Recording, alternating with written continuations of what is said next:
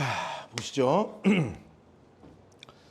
우리 그 학교 시험 범위에 해당하는 건데 이제 인문예술 5입니다.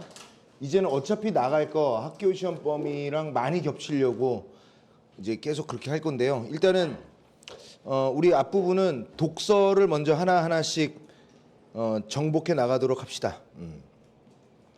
자, 총 단락이 5개 단락 정도 돼 있고요. 그 다음에 하나도 어렵지 않아. 자, 바로 진행해도 되죠? 바로 진행합니다. 첫 번째 단락. 그리스 시대부터, 그리스 시대라는, 지금 그리스가 없는 건 아니잖아, 그치?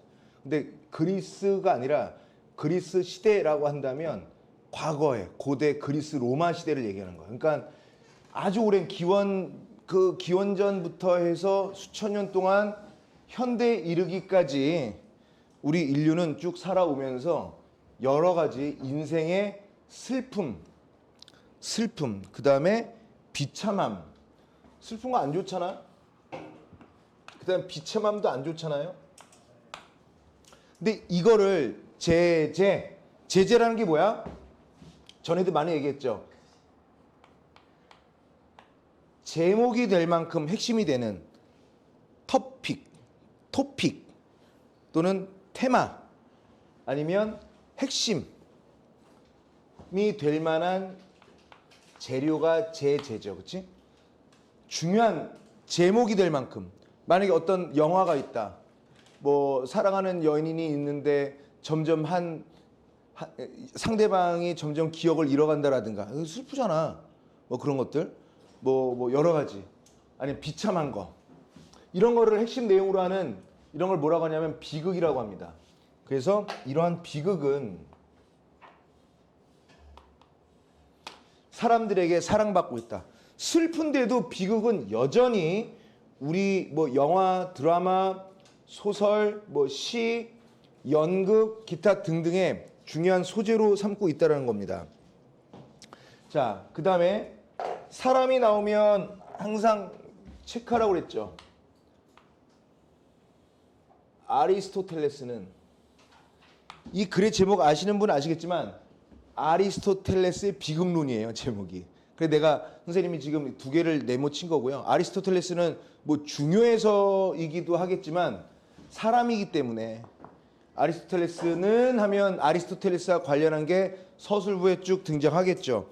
아리스토텔레스는 뭐라고 합니까? 일단 첫 번째, 인간은 첫 번째, 인간은 무언가를 모방하려고 하는 본성이 있대요. 이건 본성이래요. 우리가 본성이다. 전 인간의 본성이다. 뭐 동양 철학을 보면 인간은 본성적으로 착하다. 인간은 본성이 악하다. 뭐 이런 것처럼 아리스토텔레스는 우리 본성에는 무언가를 모방하려는, 베끼려고 하는 본성을 갖고 있다. 그 다음에 두 번째, 문학의 본질도 역시 모방이다. 문학은 사람이 하는 거야. 그러니까 사람 무언가를 베끼려고 해. 그게 본성이야. 근데 문학이라는 것 자체가 역시 모방이라는 거죠. 왜? 중간에 생략된 전제는 사람이 하는 거니까. 문학은 사람이 하는 거 아니겠어요? 인간은 본능적으로 모방을 하려고 하는데 문학은 사람이 한다. 그러니까 문학도 역시 본질이 모방이다. 이렇게 가는 거예요. 그리고요. 문학의 하위 범주로 내려올게요. 문학 중에서 문학의 일종인 비극도 완결된 사건을 모방하여 만들어지는 것, 이렇게 얘기한다는 거죠. 지금 1번, 2번, 3번은 뭐를 중심으로 넘버링하고 있는 거냐면 아리스토텔레스가 한 말을 그냥 순서를 매겨보는 거예요. 그 다음에 그는 누구겠어? 아리스토텔레스겠죠. 그는 적절한 감정을 느낄 수 있는 안정된 성품이 선한 인격과 미덕을 기르는데 바탕이 된다고 보았다. 오케이. 그러면 4번은 뭐냐면 이거죠, 뭐. 적절한 감정을 느낄 수 있는 안정된 성품이 선한 인격과 미덕을 기르는데 도움이 된다. 그러니까 정상적으로 평균적으로 슬픈 걸 보고 슬픔을 느끼고 기쁜 걸 보고 기쁨을 느껴야지 안정된 성품이고 그런 사람들에게는 선한 인격과 미덕을 더욱더 업그레이드할 수 있다는 거야. 거꾸로 해볼까요? 선한 인격과 미덕을 기르기 위해서는 적절한 감정을 느낄 수 있는 존재여야만 한다. 이것도 말이 되는 거예요. 자, 그 다음에 뿐만 아니라니까 더하기. 그 모두 있는 거야. 적절한 감정을 느끼는 건 결국엔 진리에 도달하는 바탕이 된다라고도 본 거죠. 1, 2, 3, 4, 5 이렇게 얘기했습니다. 또 비극이 관객에게 느끼게 하는 연민과 공포가 이러한 성품을 함양하는 중요한 수단이 된다고 보고 또 있네요. 끝내려고 그랬는데 오케이. 비극과 관련한 아리스토텔레스의 생각입니다. 비극이 관객에게 느끼게 하는 연민, 공포가 이러한 성품을 함양한다, 기르는 중요한 수단이 된다라고 얘기했습니다. 그러면 정리해 볼까요? 이 첫 번째 단락을 정리해 보자. 이해하세요? 이거 나중에 그냥 오늘은 대충 듣고 시험 때 열심히 해야지 할 필요 없어. 이게 고3 때 수능 특강으로 시험을 준비한다는 것, 그 다음에 수능을 준비하고 모의고사를 준비한다는 것은요, 나중에 따로 하는 게 아니라 즉석에서 그냥 이해를 해버려야 되는 거예요. 그러니까 봐봐. 볼게요. 아주 고대 옛날부터 지금에 이르기까지 슬픈 비극은, 슬픔이나 어떤 그런 비참함과 관련한 이런 비극은 여전히 우리 인류로부터 쭉 사랑받아 오고 있었어. 이것과 관련해서 아리스토텔레스는 뭐라고 했냐면 인간은 모방하려고 한다. 그 다음에 문학 자체가 모방이다. 그 다음에 비극마저도, 문학의 일종인 비극마저도 어떤 완결된 사건, 그 슬픔이 누군가에 끝났거든? 실제로 슬픈 이야기가 있었어. 이미 끝났어. 그걸 또 베껴서 만들어지는 거라고 본 거예요. 그리고 이러한 슬픔이라든가 여러 가지 감정을 슬픈 걸 슬프게, 기쁜 걸 기쁘게 이렇게 느낄 수 있는 안정적인 성품은 결국에는 사람을 선하고 그 다음에 덕이 있는 방향으로 기를 수 있고 그 다음에 그렇게 한다면 우리 인간은 어디에 도달할 수 있다? 진리에 도달할 수 있다는 거야. 그래서 비극도 역시 마찬가지로 연민과 비극 안에는 연민도 있죠. 어떻게 슬퍼, 공포는 무서워 이거지.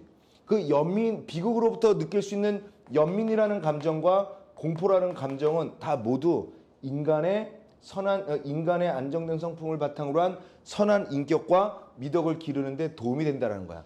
그렇다면 이러한 성품을 길러주는 비극은 어떠한 조건을 갖추어야 하지? 여기까지예요.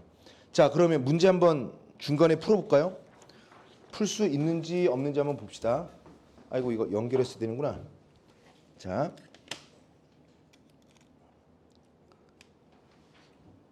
버튼 되나? 된다.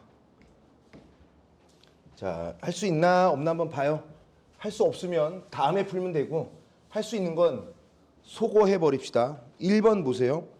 아리스토텔레스는 끊고 작품에 담긴 사상 음악 몰라.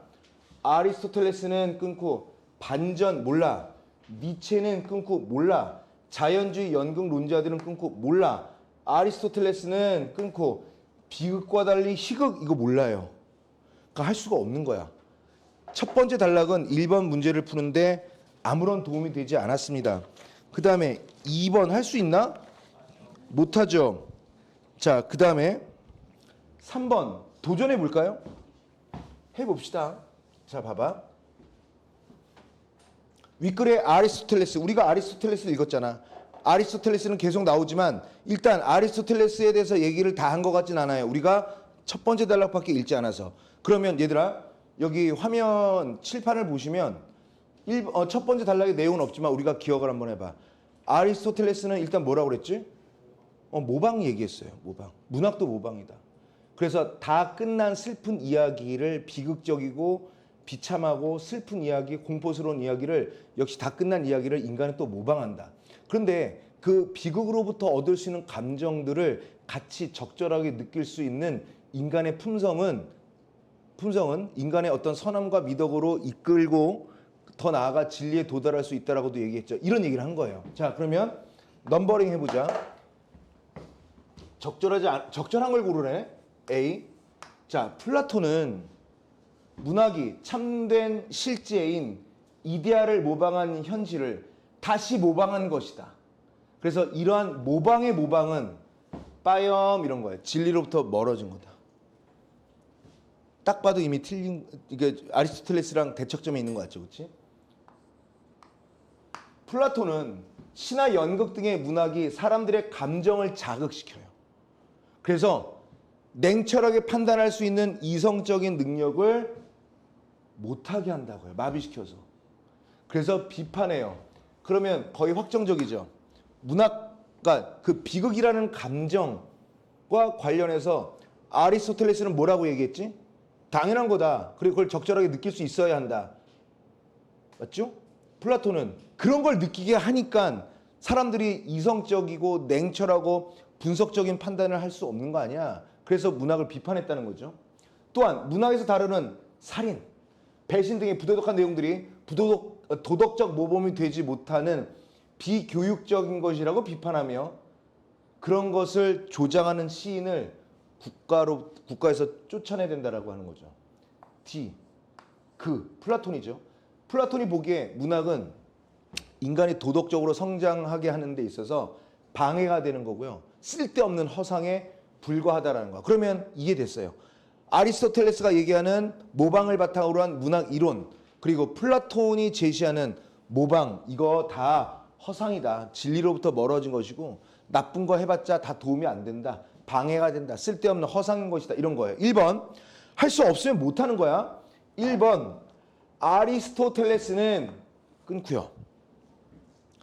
플라톤에 비해 문학이 사람들에게 긍정적 효과를 미칠 수 있다는데 이거를 경시했대요. 경시가 뭐야? 경이 가벼울 경자입니다. 시는 볼시니까 가볍게 봤다야. 그럼 마저 틀려. 틀리죠. 반대죠. 2번, 아리스토텔레스와 달리 플라톤은 끊고요. 인간이 진리에 도달하는데 문학이 되게 중요한 역할을 한다고 보았다. 이거 바뀌어야 되지 않니? 맞죠? 그러니까 얘도 땡. 세 번째, 아리스토텔레스와 플라톤 모두 끊고. 모두 자체가 좀 웃기지 않을까? 이제 반대일 것 같은데, 문학에서 다루는 부도덕한 내용들이 문학에서 추구하는 목적을 이루는 문학에서 추구하는 목적을 이루는데 도움을 준다. 플라톤이 그런 말을 한 적이 있을까요? 땡. 4번, 아리스토텔레스는 모방의 결과물인 비극이 인간의 본성을, 이런 얘기 언제 했어요? 인간의 본성은 모방이라는 얘기를 했었어도 비극이 인간의 본성을 극복한 거다. 이미 이건 여기서 틀렸던 거죠. 그러면 남는 건 5번이기에 5번이 맞아야 하는데 맞나 안 맞나 봐요. 아리스토텔레스는 비극이 선한 인격을 기르는데 긍정적 역할을, 근데 플라톤은 문학이 불러일으키는 감정이 인간이 이성적으로 판단하고 분석력을 기르는 데 있어서 오히려 방해가 되고 오히려 문학은 허상일 뿐이다라고 얘기했으니까 적절한 것으로서의 답은 5번. 괜찮지? 오늘 쉽고. 도균아 오늘 괜찮지 않아? 내용 쉽고? 아우 네 아주 며느리 된 것 같아. 도균이만 보면. 응? 자, 그 다음에 4번 할 수 있나요? 윗글에 나타난 아리스토텔레스. 이거는 좀 더 읽고 하자. 너무 많아서. 그리고 5번은 좀 해볼 수 있지. 자, 5번 보시면 어때요? 5번 보면은 문맥상 A에서 E까지와 바꿔쓰기에, 자, 우리가 어디까지 읽었지? 함양 정도 했나? 기르는 이래요. 이러한 성품을 기르는. 돼, 안 돼? 되죠. 되니까 맞으니까 얘는 뿅 까야 되겠죠. 그치? 자, 그러면 두 번째 단락 봐요. 두 번째 단락. 자, 그리고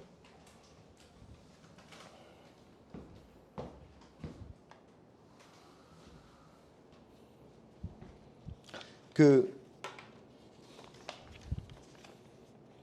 가연이가 왜? 알아? 그 질문을 했어요. 학원에다가 가연이. 응. 근데 나한테 한 게 아니라 학원에다가 학원 카톡이 있는데 거기다 한 거야. 국어를 어떻게 된 그 뭐 지문과 관련해서. 그래서 그거를 나한테 하면 되지 왜 안동우 선생님께 질문을 전해주셔서 한참 답변을 달아주고 했죠. 거기서 답변을 달아준 내용은 뭐냐? 여러분들과도 공유해야지. 가희연이한테도 얘기했으니까. 지금 우리가 첫 번째 단락을 했잖아. 이거 나는 외우라고 한 적 한 번도 없지 않냐? 우리 그렇게 한 학기 반년을 내내 문법을 했는데 이거 외워 들어본 적 있어? 그냥 이해하면 되잖아요. 조금 이해하면 되잖아. 힘들더라도 외우는 게 더 힘들지 않아? 외우면 까먹지만 이해하면 안 까먹고 응용도 되니까. 우리가 지금 몇 분 지났어. 첫 번째 단락 한 지가 한 5분 정도 지난 것 같은데 잘 보세요. 지금 첫 번째 단락과 관련해서 내용이 얼추 떠올라? 잘 안 떠오르면 불씨를 딱 땡겨오라고. 아리스토텔레스는 뭐라고 그랬어? 비극은 여전히 사랑받고 있는 거라고 했어. 그런 얘기 했어요. 비슷한 얘기. 그리고 아리스토텔레스는 뭐냐면 모방 자체가 인간의 본성이래. 그 다음에 그는 그 중에 이제 비극이라는 게 있는데 문학은 또 모방을 또 바탕으로 하는 것이고 비극이라는 감정 궁시렁 쭉 얘기했죠. 6개까지 우리가 넘버링 해봤죠. 그거를 기억할 수 있으면 이해한 거라고요. 너희들은 외운 적이 없다니까. 근데 방금 5분 전에 떠들었던 내용을 기억해? 라고 해서 기억을 한다면 잘한 거라고. 외운 게 아니라 이해했기 때문이죠. 맨 마지막에 뭐라고 그랬어? 그렇다면 이러한 비극이려면 몇 가지 조건을 갖추어야 한다라고 아리스토텔레스가 얘기했죠. 그래서 두 번째 단락에 연결이 되는 거예요. 그는 이 비극의 6가지 요소를 일단 첫 번째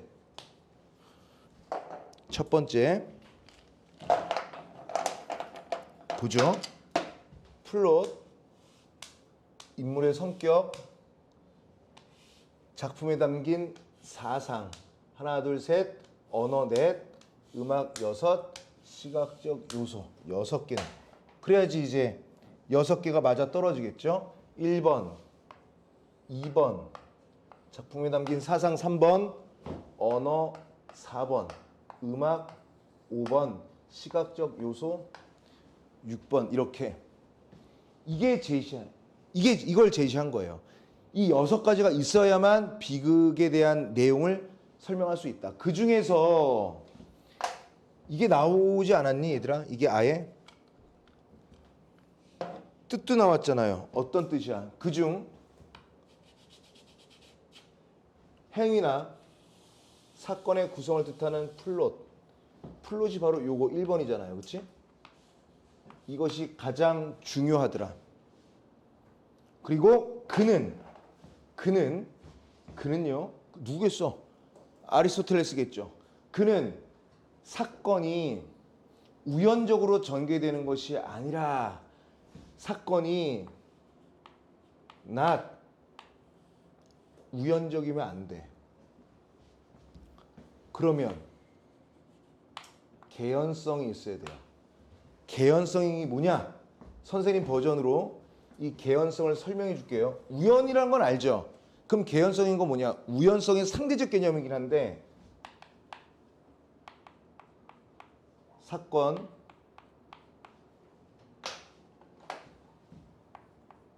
전개가 자연스럽게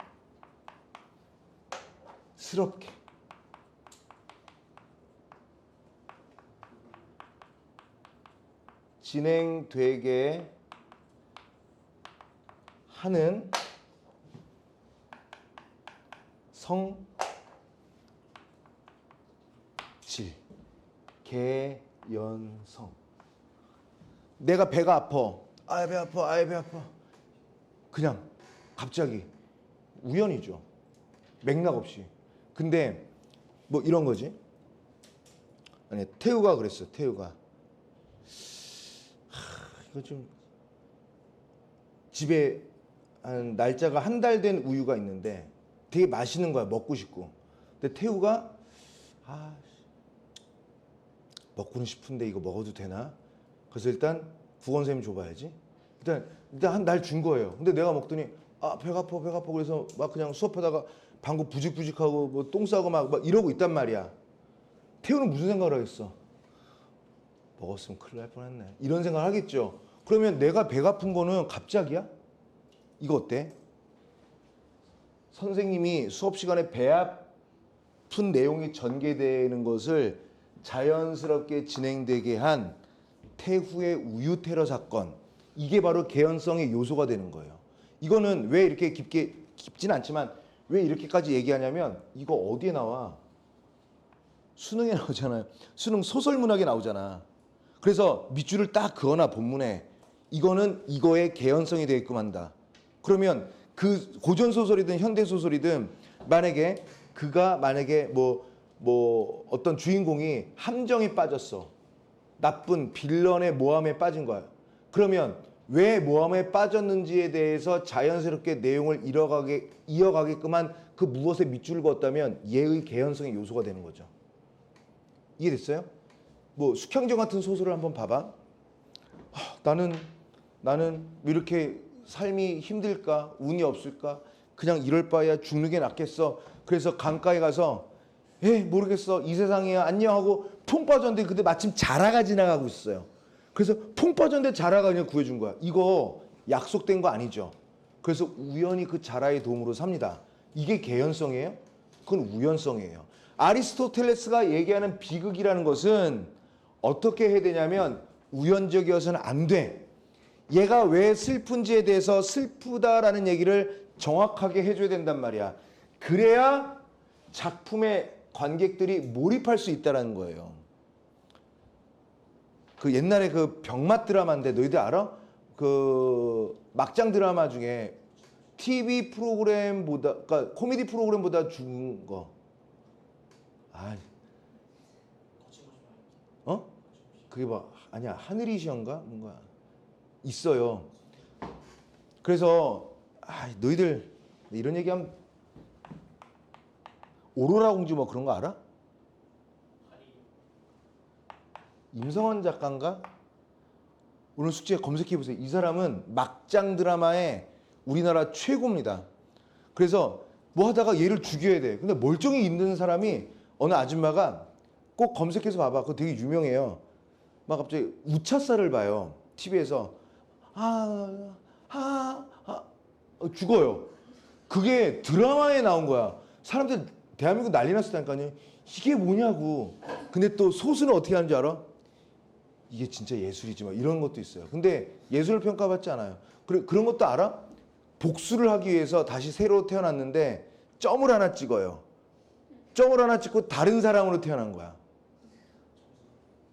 잘 모르는구나. 어머니께 여쭤보세요. 임성한 작가 그러면 부모님들 다 아셔. 특히 어머님들 잘 아죠. 왜냐하면 저녁 드라마였거든요. 자, 근데 이런 우연성 말고 개연성을 갖춰야 된다. 그러면 개연성을 짜임새 있게 갖춰서 비극으로부터 아까도 얘기했던 거예요. 공포, 무서워, 불쌍해. 이거를 불러일으키는 사건은 관객이 예상하지 못한 순간에 중요한 거다. 이거 봐라.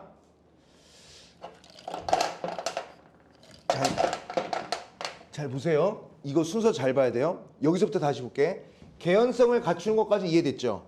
그래야 관객들이 그 비극을 보면서 작품에 몰입할 수 있는 거 맞아. 그 다음에 비극이란 것은 무섭거나 슬프거나 잔인하거나 그런 걸 얘기하는 거 아니야?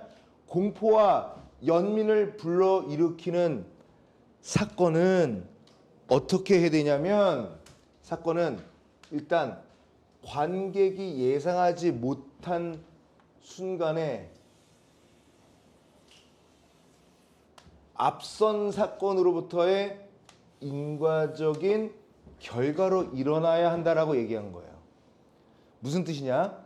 일단은 우연적이면 안 돼. 그 다음에 관객이 봐봐. 만약에 이런 거지. 아, 이거 어떻게 설명할까? 태우가 우유가 2개 있었어. 우유. 이렇게. 우유인데 날짜 보니까 이거 맛있는 우유인데 비싸고 맛있는 우유인데 유통기한이 6개월이나 지났네. 우유가 6개월이면 두부죠 그냥. 그치? 근데 태우가 이거 멸균인데 이거 괜찮으려나? 근데 좀 느낌이 이상한데 일단 선생님 줘봐야지. 그래서 선생님 먹었어요. 그랬더니 예, 태우야 고마워 먹었어요. 봐봐 먹었는데 관객 선생님이 수업 시간에 배 아프다라는 것은 예상하지 못한 순간에 선생님이 수업하다가 배 아파라고 생각하지 못했던 그 순간에 이미 태우가 상한 우유를 선생님한테 줬다는 것이 먼저 제시돼야 되는 거예요. 자, 관객이 이거 되게 중요한데 내가 학교 선생님이면 이거 내요. 여기에 해당하지 않는 사례로 적절한 것은 잘 봐봐. 여기서 얘기하는 거 이런 거야. 태우가 이렇게 있다가 선생님이 먹고 괜찮으면 나도 먹어야지. 선생님 이거 하나 드세요. 그래서 하나 먹었어. 선생님 관객들은 어떻게 하겠어? 또 저걸 먹네. 그럼 이 정도로 하고 다른 이야기로 까먹는 거예요. 먹자마자 배 아프겠군. 이 생각하기 전에 그냥 자연스럽게 내용이 끌고 가는 거야. 그랬는데 관객이 다른 이야기에 빠져 있을 때 선생님 수업하다 배 아파. 그럼 관객이 이 상황에서 그 우유의 악영향을 수업 시간에 미칠지는 관객은 몰랐어. 그러나 인과적으로는 맞아. 왜냐하면 아까 비극의 10분 전에 태우가 상한 우유를 줬거든요. 이래야 된다는 거예요. 좀 어렵지만 이해는 됐죠, 그렇지? 뭐야 갑자기 그랬구나 이렇게 돼야 된다고요. 뭐야 왜 갑자기 왜? 이건 아니라고요. 이해됐어요? 자 다시 주인공의 애인이 죽는다 치자. 주인공의 애인이 죽어요. 갑자기 적의 습격을 받아서 하고 놀라요. 왜? 아까 그게 그거구나. 이래야 된다는 거지. 왜 죽어? 왜 죽어? 몰라. 왜 죽은 거야?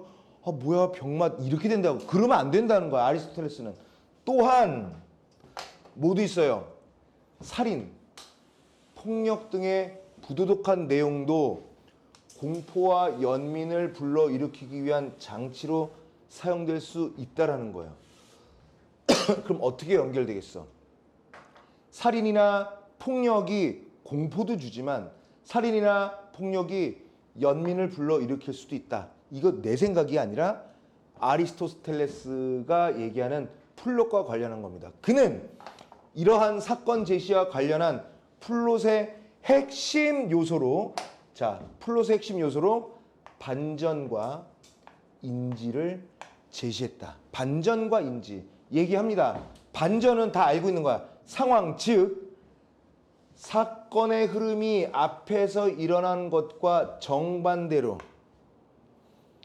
태우가 선생님한테 상한 우유를 줬는데 관객들은 언제 배 아플지 모르겠지만 저 사람 분명히 배 아프다고 할 것 같아 라고 했는데 배 아프기는커녕 그 상한 우유를 먹고 나서 엄청난 힘이 생긴 거예요.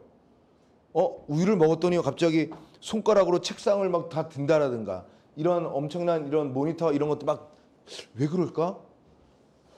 그래서 병원에 갔더니 우유 성분 중에 뭐 하나가 선생님이 엄청난 에너지를 키운 겁니다. 이렇게 얘기할 수 있는 거예요. 그 뭐예요? 배 아플 줄 알았는데 엄청난 에너지를 얻게 됐으니까 반전이죠. 그 다음에 인지라는 거. 그러니까 정반대로 급변하는 것으로서 인물의 의도와 반대되는 결과가 나타난 것이다. 이번에는 인지를 볼게요. 이번에 아까 얘기했던 인지는 인물이 무언가를 모르다가 아는 상태로 바뀌는 걸 얘기하는 거야. 대단한 말은 아니에요. 그냥 반전, 핵심 요소로 반전과 인지가 있다는 얘기를 하는 거야. 그는 이러한 반전과 인지가 관객에게 연민이나 비극의 연민이나 비극의 공포를 불러일으키고 둘이 동시에 일어날 때 더 효과적이야. 자, 여기 잘 봐. 비교합니다. 잘 봐봐. 자, 보세요. 반전이 있고요. 인지가 있습니다. 그리고 반전만 있는 것이 아니라 인지도 있고요. 얘네들이 둘이 반전과 인지가 동시에 일어나면 더 효과적이래요.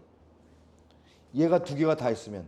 그리고 그는 반전과 인지를 기준으로 플롯을 구분했는데, 그러면 반전과 인지는요,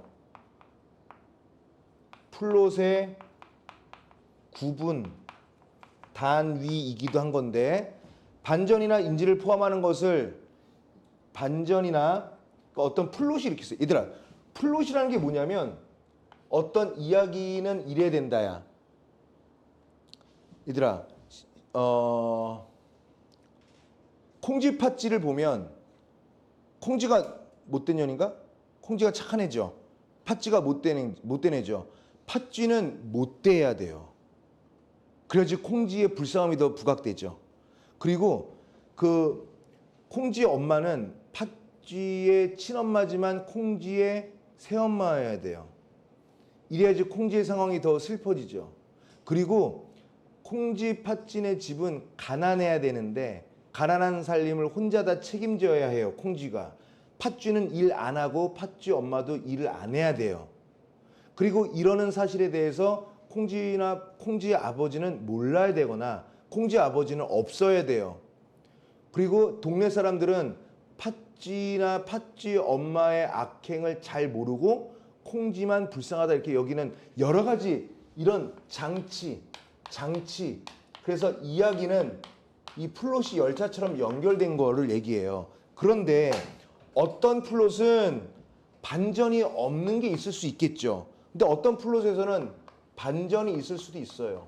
근데 어떤 플롯에서는 인지가 있을 수도 있겠고 어떤 플롯에서는 반전과 인지가 모두 있을 수 있겠죠. 자, 그러면 잘 보세요. 반전이나 인지를 포함하는 것을 복합 플롯. 그러면 얘 복합 플롯이네. 얘 복합 플롯이네요. 얘는 두 개가 다 있으니까 얘도 복합 플롯이네요. 맞지? 그 다음에 포함하지 않은 것을 얘는 단순 플롯이네요. 단순 플롯이네요. 제가 이 그림을 왜 그렸는지 아세요? 제가 만약에 선생님이고 학교 선생님이고 출제를 한다. 전 이거 그릴 거예요. A, B, C, D나 기억, 니은, 디귿, 이름, 유나 그릴 거예요. 자, 그 다음에 봐봐. 복합 플롯이 더 훌륭한 것이라고 주장했다. 얘가 더 훌륭한 거예요. 얘보다. 얘가 더 훌륭한 겁니다. 얘가 더 훌륭한 거예요. 이런 식으로. 어렵지 않지? 오케이. 우리 1번 문제 건드려 보지도 않았습니다. 건들긴 했는데 제거해 본 적이 없어요. 6개 중에 비극이 갖추어야 할 6개 요소 중에 가장 중요한 것은 플롯이다라고 얘기하고 했습니다. 일단 첫 번째 보시죠.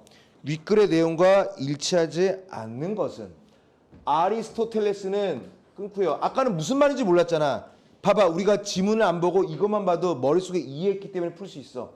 작품에 담긴 사상이나 음악도 비극을 이루는 구성 요소다. 맞죠? 6개 중에 들어가잖아. 맞네. 제거하고 얘는 두 번째 단락. 이렇게. 2번 아리스토텔레스는 끊고요. 반전 또는 인지의 포함 여부로 플롯을 단순한 플롯이냐 복합적인 플롯이냐로 구분했다. 맞잖아. 맞으니까 두 번째 단락에서 찾을 수 있죠. 근데 3번 니체는 못하지 않냐? 정말 안 했잖아요. 자연주의도 못하지 않니? 5번 볼까요? 아리스토텔레스는 희극을 안 했잖아요. 그거 못하는 거. 하지만 1, 2번을 지금 제거하는 거죠.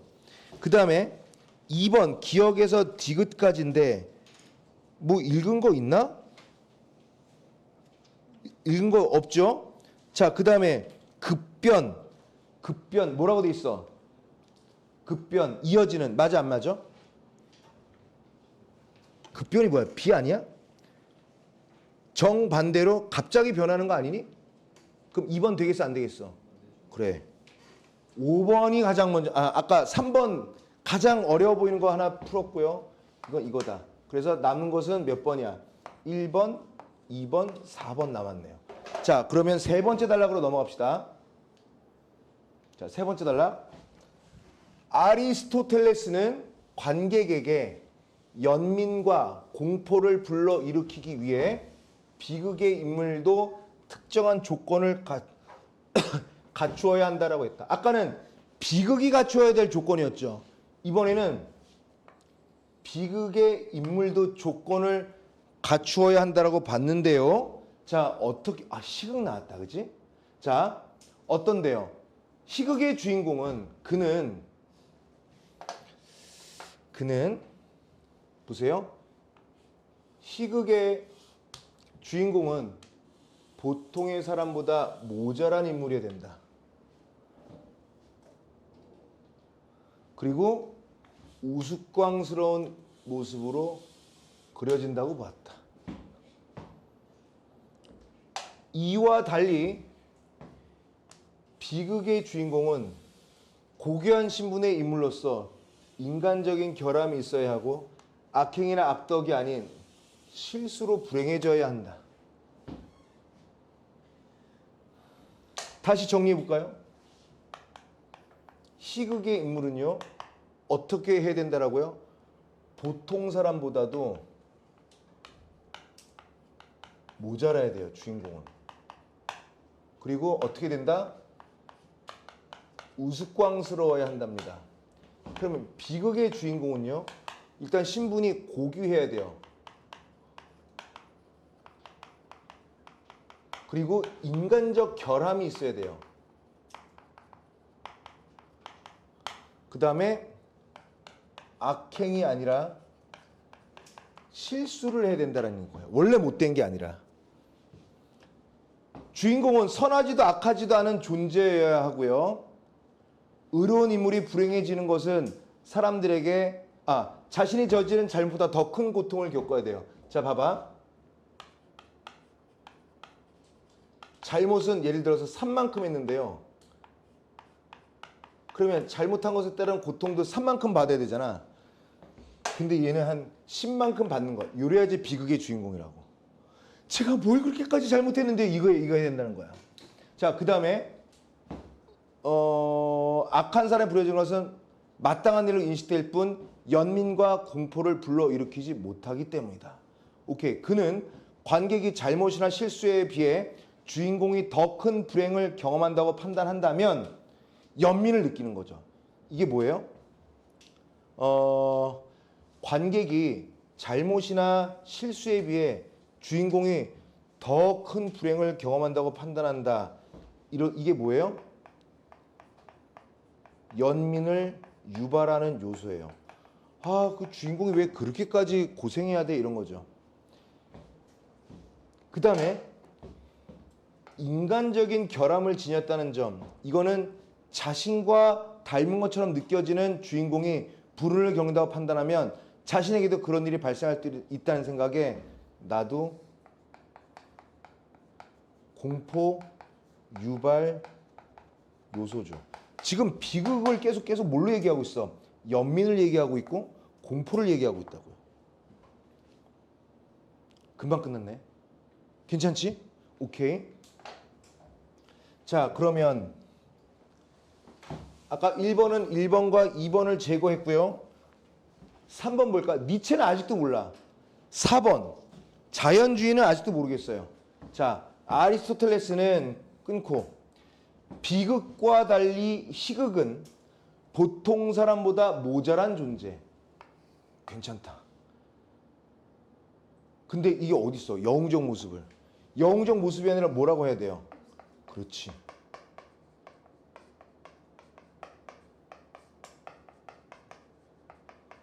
적절하지 않은 거지. 그럼 다 5번이에요.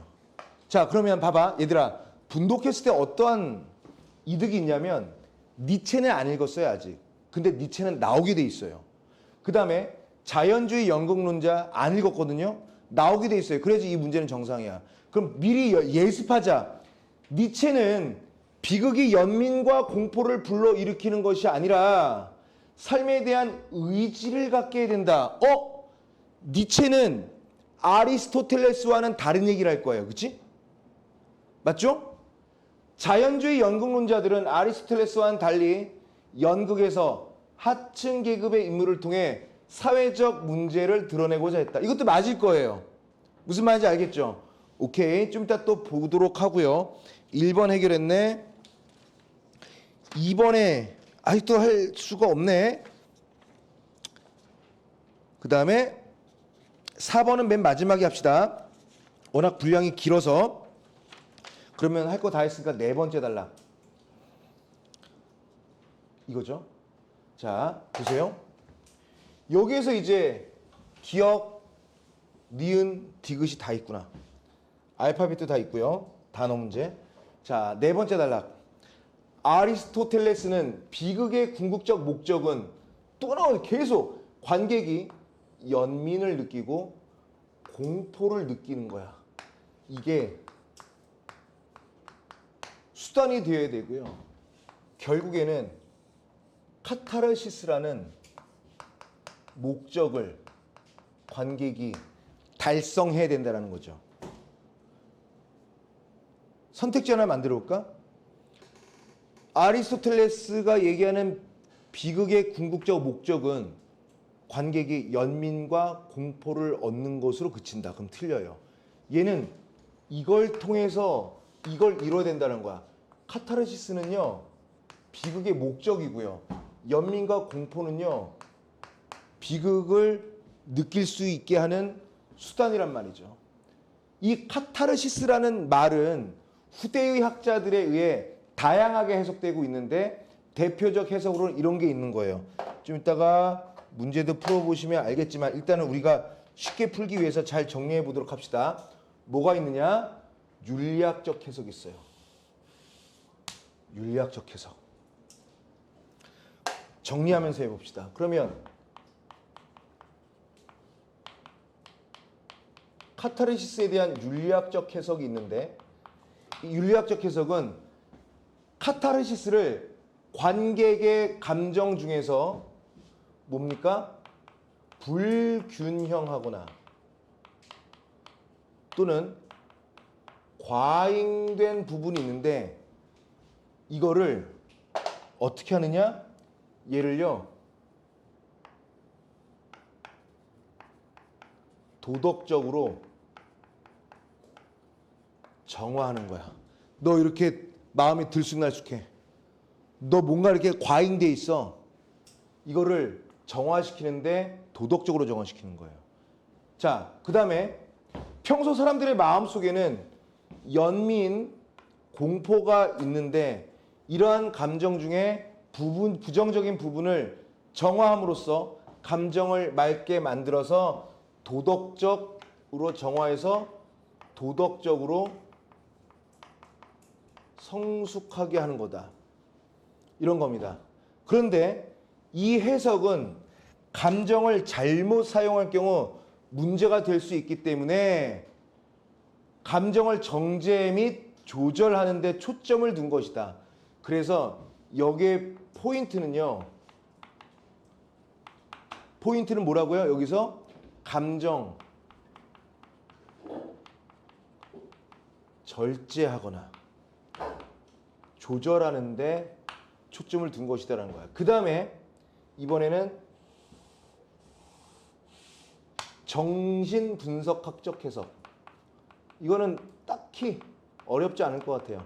병이라고요, 병. 이 해석은요, 카타르시스를 마음속에 억눌려 있는 병적인 감정의 분출이다. 카타르시스를 병적인 감정의 분출인 거다. 이거는 부정적 감성을 해소하는 데 초점을 둔다. 포인트는 뭐라고요? 부정적 감정을 해소야. 윤리학적 해석은요, 조절이거든요. 절제나. 얘는 아예 감정을 해소시키는 거예요. 그래서 이렇게 해소해야 정서적이나 심리적으로 건강해질 수 있다라는 거고요. 세 번째, 인지적 해석이라는 게 있다. 그러면 이 인지적 해석이라는 것은 뭔가 볼까요? 인지적 해석은 카타르시스를 작품 이해의 형성으로 본다는 거야. 작품 이해의 형성. 이게 무슨 뜻이냐? 이 말만 보면 어려워요. 이 해석은 모든 인간이 본성적으로 알기를 욕구한다. 관객이 작품에 재현된 것이 무엇인가를 깨닫는 인식의 획득이다. 그래. 작품을 보고 본 후 알게 됨. 이것만으로도 카타르시스라고요. 그런 거였구나 라는 것을 알게 된 거예요. 인식의 획득을 통해서 즐거움을 얻는다라는 거야. 의미 없이 나열되는 것 같은 플롯들이 어느 순간 연결되면서 관객들은 인지적 즐거움을 얻는 거야. 그래서 그 장치가 그거였구나. 그래서 태우가 안동우한테 상한 우위를 매긴 거였구나. 이러려고. 이런 걸 나중에 플롯들의 연결을 통해서 알게 된 거라고요. 그래서 여기는 인지적 해석은 다른 말로 없는 말을 선생님이 바꿔서 쓴다면 인지적 해석은요. 알매 기쁨이에요. 이렇게 이해하면 바로 문제로 들어갈 수 있죠. 1번 아직도 답은 나왔으나 아직도 니체와 자연주의 연극론자들은 안 나왔습니다. 그럼 예상해보자 얘들아. 이제 단락은 하나 나왔어. 첫 번째, 두 번째, 세 번째, 네 번째 단락이 모두 아리스토텔레스가 얘기하는 비극론과 관련한 거야. 그런데 1번 문제를 풀어보니까 5번은 틀려. 그 누가 봐도 틀렸기 때문에 골랐는데 그럼 3번과 4번은 읽지 않았으면 맞는 말이란 얘기지. 그러면 니체가 지금 아리스토텔레스랑 다른 얘기를 하고 있고 자연주의 연극론자들도 아리스토텔레스랑 다른 얘기를 하고 있지. 그러면 딱 봐도 아리스토텔레스의 이러한 비극 이론을 비판하는 입장일 거예요. 이렇게 되면. 그리고 마무리를 할 겁니다. 자, 비판을 맨 마지막에 하잖아요. 그럼 반드시 그래도 이런 의의가 있다 이렇게 끝나요. 이게 수능 지문의 특이죠. 자, 그 다음에 또 볼게요. 2번 보세요. 이건 지금 해결해야 되겠지. 자, 보시죠. 기억은 얘가 기억 아닌가? 관객이 카타르시스를 통해 끊고요. 도덕적으로 더 나은 인간이 될 수 있다. 맞아 안 맞아? 여기선 도덕적 성숙이라고 얘기했으니까 맞죠? 맞으니까 땡. 2번 디귿은요. 얘가 디귿 아닌가? 알매 기쁨. 디귿은요. 관객이 플롯에 대한 이해를 바탕으로 작품에 무엇이 되었는지 깨닫는 것과 카타르시스를 관련지어 이해한다. 이도 맞잖아. 알매 기쁨이라는 거. 아이고 이번엔 두 개를 얘기하네. 니은이죠. 기억과 니은 모두 부정적 감정을 없애거나 정화하는 거야. 절제.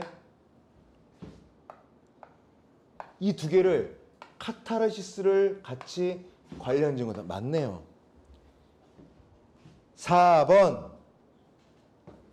4번이요.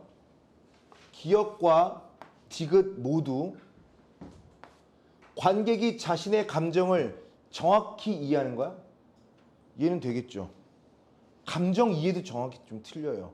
그래서 디귿은 이런 작품의 이해를 형성해서 작품을 본 후 알게 된 거다. 그러면 디귿은 그렇다 치는데 기억은 해당이 안 되죠. 부정적인 것을 절제하거나 제어하거나 조절하는 걸 얘기하는 거니까 적절하지 않은 것으로서의 답은 4번이 가장 적절하겠고요. 요거 이해됐죠? 어떻게 풀었는지. 5번 니은은 비극을 통해 정서적, 심리적 건강을 얻을 수 있다고 보고 병이라고 그랬으니까요. 디귿은 인식의 획득을 통해 인간의 본성적 욕구, 뭔데요? 알매 욕구라고 선생님이 얘기한 바가 있어요. 그래서 얘는 맞네요. 맞으니까 땡. 자, 그 다음에 3번은 아까 했고요. 4번을 할 건데 다 읽고 해봅시다. 자, 마지막 단락이니까. 자, 짧아요.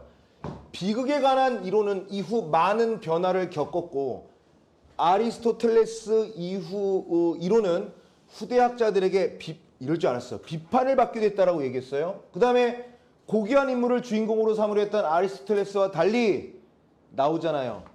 자연주의 영국론자들은 주인공들이 어떻게 해야 된다라고? 하층민이어야 된다. 그리고 니체 나왔잖아요. 니체는 아리스토텔레스의 비극론을 비판하면서 비극은 연민, 공포 아니야. 삶에 대한 의지를 갖게 해야지. 뿅 봐봐. 삶에 대한 의지를 갖게 해야지. 자연주의 영국론자들은 뭐야? 하층계급 인물 맞잖아요. 그러니까 얘들아 속어를 하면은 선택지를 분석하면서 답이 이렇게 5번으로 나와버리잖아. 그럼 4번, 5번은 맞는 말이 되잖아. 그럼 그 해당 지문을 읽을 때 되게 편해진다고요. 흐름과 구도를 쉽게 알 수 있고요. 자, 그 다음에 다시요.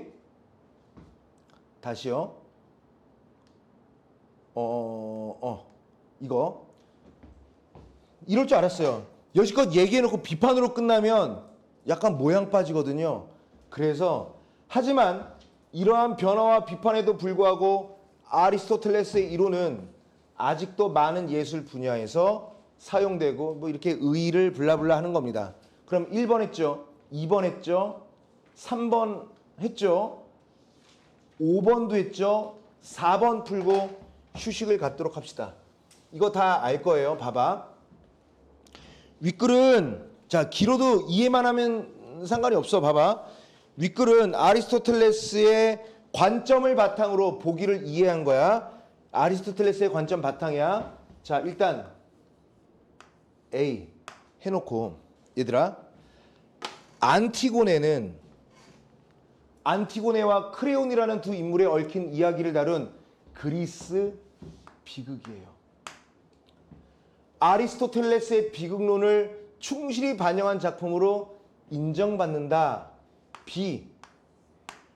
아리스토텔레스의 관점에서 이 작품을 분석하면 크레온은 주인공입니다. 크레온은 주인공이에요. 이 작품에서 오이디푸스의 두 아들이 왕위를 다투다가 모두 죽는 내용으로 시작을 해요. 크레온이 왕이 됐습니다. 근데 크레온은 둘 중 한 명만 장례를 치르게 하고 한 명은 매장하는 것조차 금지합니다. 그런데 오이디푸스의 딸인 안티고네는 크레온의 아들인 하이몬의 약혼자예요. 관계 알겠어? 약혼자로서 얘랑 사랑하는 사이야. 그런데 그녀는 가족에 대한 의무를 지키기 위해 죽은 오빠를 몰래 매장합니다. 어몽도처럼. 그치? 절대 매장하지 마 했는데 목숨 걸고 매장합니다. 근데 크레온이 뭐야? 전연을 생매장하거라 이런 거예요. 지나친 도덕적 확신과 고집을 가진 크레온은 하이몬이 아이고 그렇게 안 했으면 좋겠습니다 라고 해도 생각을 안 바꾸는 거야. 그러다가 예언자가 등장합니다. 그래서 크레온의 행위 너 생매장 시킨다고 그리고 어쨌든 죽었으니까 두 아들은 형제니까 다 같이 매장해 줘야 되지 않아? 너의 이러한 행위는 반드시 신으로부터 화를 입게 될 거야 라고 한 거예요. 그래서 크레온이 예언자 말을 듣고 깨닫는 거야. 그래서 크레온이 생각을 바꿔 안티고네를 구하라고 명령을 내리면서 사건의 방향은 이전과 반대로 변하게 된다. 이게 아까 얘기했던 반전이죠. 하지만 안티고네를 구하러 갔을 때 이미 안티고네는 목숨을 끊었어요. 그럼 어때? 자기가 잘못한 것에 비해 큰 어떤 결과를 얻게 된 거죠. 그렇지? 이걸 보고 좌절한 하이몬도 안티고네를 따라 목숨을 끊는 거죠. 이를 알게 된 하이몬의 어머니인 에우리디케도 목숨을 끊으면서 크레온은 자기 가족들까지 있는 비극의 에센스입니다. 이게. 자, 1번. 자, 보세요. 적절하지 않은 거야. 만약에 관객이 공포를 느꼈다면 그것은 자신과 유사하지 않다고 이러지. 공포를 느끼려면 자신과 유사해야 된다라고 얘기했잖아요.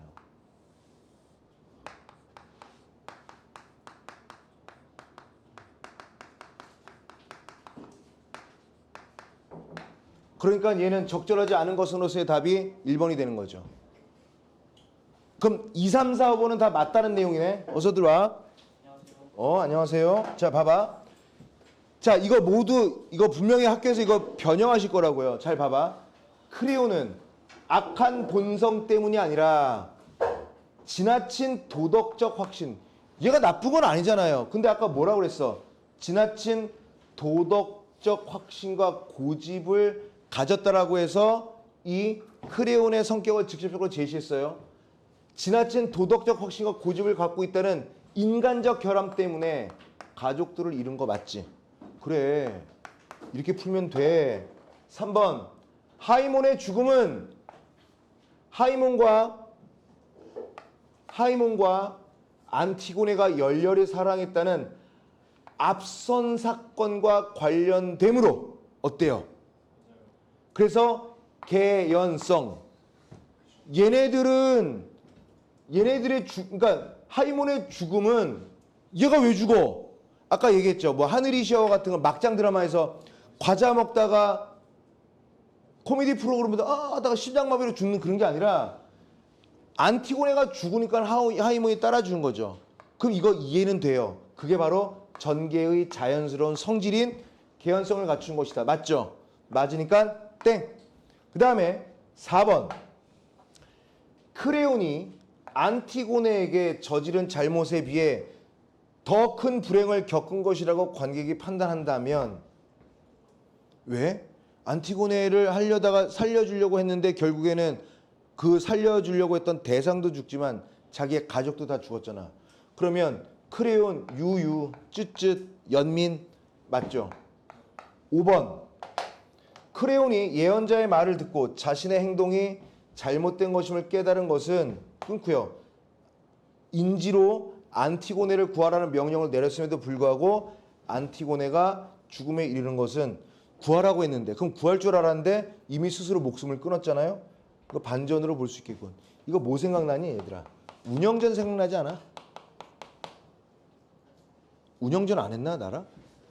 했잖아. 그래서 운영이를 살리려고 했더니 지가 죽었잖아요. 거기서도 여러분 운영전 배운 적 있지? 운영전으로 얘기해서 문제 낼 수도 있습니다. 학교에서. 가능하죠. 무슨 얘기인지 알겠죠? 좋아요. 그래서 1번의 답 5번, 2번의 답 4번, 3번의 답 5번, 4번의 1번, 5번의 2번 이렇게 되어 있습니다. 괜찮지? 좋아요. 잠깐 쉬었다가 현대시 7 하면 돼요. 현대시 7. 자, 잠깐 쉬십시다.